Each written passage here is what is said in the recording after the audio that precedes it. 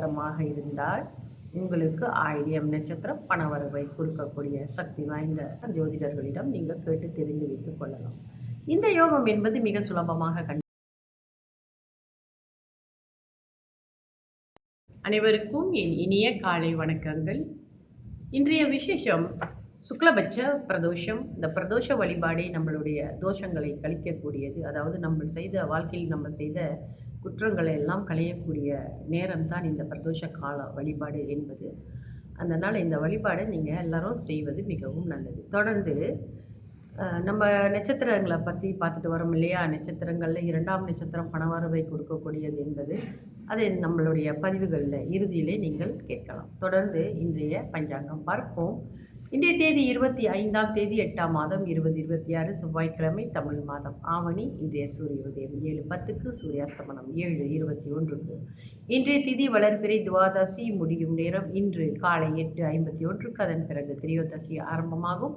இன்றைய நட்சத்திரம் உத்திராடம். உத்திராடம் நட்சத்திரம் முடியும் நேரம் ஆங்கில தேதியின் முறைப்படி 26ஆம் தேதி அதிகாலை 1:21க்கு முடிவடைந்து திருவோண நட்சத்திரம் ஆரம்பமாகும். இன்றைய யோகம் சித்த யோகம். நல்ல நேரம் காலை 9:11 10:12 வரை. அதன் பிறகு காலை 11:44 மதியம் 12:14 வரை. மாலை வேளையில் 5:19 7:21 வரை. ராகு கால நேரம் மாலை 4:18 5:49 வரை. யமகண்ட நேரம் காலை 10:12 11:44 வரை. கூலிகள் மதியம் 1:15 2:46 வரை. சந்திராசிரம ராசி. இன்று ரிஷபராசி அன்பர்களுக்கு காலை 5:36க்கு சந்திராஷ்டமம் முடிவடைந்து அதே வேளையில் மிதுன ராசி அன்பர்களுக்கு சந்திராஷ்டமம் ஆரம்பமாகும். இன்றைய ராசி பலன் பார்ப்போம். மேஷ ராசிக்கு லாபம், ரிஷபராசிக்கு நற்செயல், மிதுன ராசிக்கு போட்டி, கடக ராசிக்கு சலனம், சிம்ம ராசிக்கு கவனம், கன்னி ராசிக்கு உதவி, துலாம் ராசிக்கு நட்பு, விருச்சக ராசிக்கு உற்சாகம், தனுசு ராசிக்கு நிறைவு, மகர ராசிக்கு நலம், கும்ப ராசிக்கு வெற்றி, மீன ராசிக்கு மகிழ்ச்சி. இன்றைய விசேஷம் சுக்லபட்ச பிரதோஷம். தொடர்ந்து சுப ஓரைகள் பார்ப்போம்.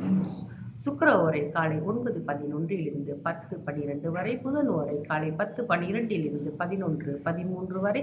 சந்திர ஓரை காலை 11:13 12:14 வரை. குரு ஓரை மதியம் 1:15 2:16 வரை.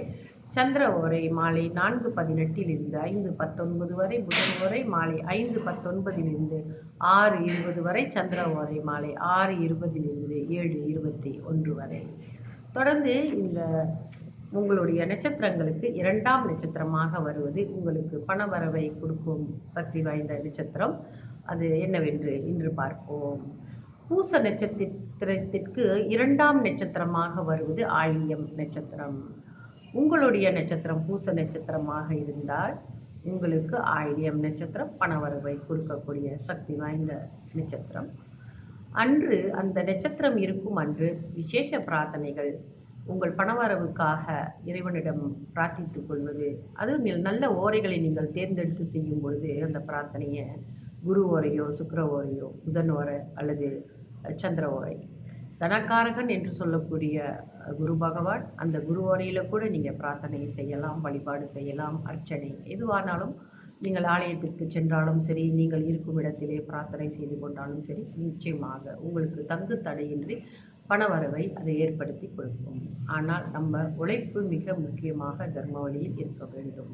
தொடர்ந்து நம்ம யோகங்களை பற்றி பார்த்து கொண்டு வருகிறோம். நம்மளுடைய ஜாதகத்திலே சில யோகங்கள் நமக்கு இருக்கும். எல்லாருக்குமே ஏதாவது ஒரு வழியில் ஒரு நல்ல காலம், ஒரு நல்ல யோகமான அமைப்பு, கிரகங்களின் அமைப்பு இருக்கும்.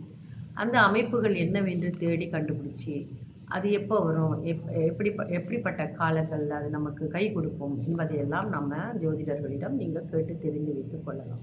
இந்த யோகம் என்பது மிக சுலபமாக கண்டுபிடித்து விடலாம். இது விமல யோகம் என்று சொல்லக்கூடியது. அதாவது உங்களுடைய 12ஆம் இடம் லக்கணத்தில் இருந்து எண்ணி வரும் 12ஆம் கடைசி உங்களுடைய கடைசி ராசியிலே அந்த அதிபதி அந்த 12ஆம் பாவத்திலே ஆட்சி பெற்றிருப்பது, சக்தி பலம் பெற்று இருப்பது.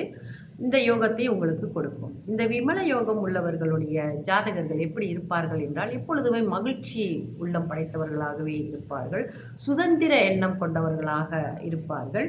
மற்றும் இவர்களுக்கு கண்ணியம் மிக்கவர்களாகவும், நல்ல ஒரு கண்ணியமான மனித நேயம் கொண்டவர்களாகவும் இருப்பார்கள். இது மிக நல்ல யோகம் தானே. நம்ம நல்ல மனிதர்களாக வாழ்வதே மிக சிறப்பு தானே. தொடர்ந்து என்னுடைய பதிவுகளுடன் இணைந்திருங்கள். நாளைய பதிவில் நட்சத்திரத்தை பற்றியும் யோகத்தை பற்றியும் பார்ப்போம். நம்ம சில யோகங்களை பற்றி இங்கே கூறிக்கொண்டு வந்துட்டோம். இந்த 2-3 பதிவில் அந்த யோகங்களை பற்றின விவரங்கள் முடிந்துவிடும். அடுத்தது மற்ற விஷயங்களை பற்றி நம்ம ஜோதிட குறிப்புகளை நம்ம பார்ப்போம். தொடர்ந்து என்னுடைய பதிவுகளுடன் இணைந்திருங்கள். நன்றி.